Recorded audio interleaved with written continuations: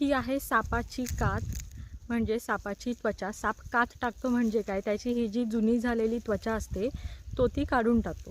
साप कात का टाकतो ही त्याच्यासाठी अगदी एक नेहमीची प्रक्रिया आहे. जेव्हा साप जसजसा मोठा होत जातो तसा तो कात टाकतो, किंवा त्याची त्वचा जी असेल ती खराब झाली असेल तर त्यामुळे सुद्धा तो ही कात टाकतो. आणि ही कात टाकताना त्याला आतमधला त्वचेचा जो थर आहे तो पूर्णपणे नवीन थर आधीच तयार झालेला असतो. त्यामुळे साप ह्या कातेतून जेव्हा बाहेर येतो तेव्हा तो त्याची एक नवीन त्वचा घेऊन बाहेर येतो. साप कात कशी काढतो किंवा ती प्रक्रिया नक्की कशी असते, तर साप एखाद्या अडगळीच्या ठिकाणी जातो जिथे आपल्या शरीराचा स्पर्श किंवा घासला जाईल अशा ठिकाणी तो जातो, आणि हळूहळू ही त्वचा तिथे अडकून साप त्याच्यातून अलगद बाहेर येतो. आणि ही जी कात असते ती अखंड आपल्याला अगदी तोंडापासून शेपटीपर्यंत अखंड बरीच लांब अशी कात मिळते.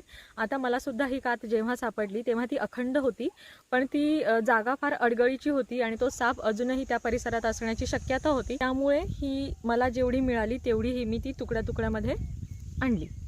आणि एक कमालीची गोष्ट म्हणजे सापाच्या डोळ्याच्या वरचं आवरण किंवा तोंडाच्या वरचं आवरण आहे ते सुद्धा या त्वचेसोबतच बाहेर निघतं. आणि ही प्रक्रिया जेव्हा सुरू असते तेव्हा साप काही काळाकरता थोडासा आंधळा होतो, त्याला अंधूक दिसतं किंवा पूर्णपणे आंधळा होतो.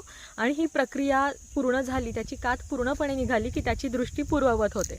ही प्रक्रिया सुरू असताना साप आंधळा झाल्यामुळे तो फार व्हल्नरेबल असतो. त्यामुळे शक्यतो तो एखाद्या अडगळीच्या ठिकाणी जिथे त्याला कोणापासून धोका नाही आहे अशा ठिकाणी ही कात टाकतो. आणि ही अशी पारदर्शक असते. याला आम्ही गावाला सापाची काचोळी असं म्हणतो.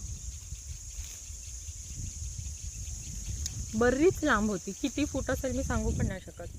हे तर त्याचे एकदम 2 छोटेसे तुकडे आहेत एवढे. माझ्यापेक्षा उंचीला जास्त असण्याची शक्यता आहे आणि बराच मोठा किंवा जुना साप असणार आहे. जुना म्हणजे वयाने जास्त. काही ठिकाणी असा गैरसमज असतो की सापाच्या काचोळीला जर तुम्ही हात लावला तर त्याचा वास राहतो आणि मग तो साप आपल्या मागावर येतो आणि आपल्याला चावतो किंवा आपला सूड घेतो किंवा जे काही असेल ते. असं काही नाही आहे, ही अंधश्रद्धा आहे.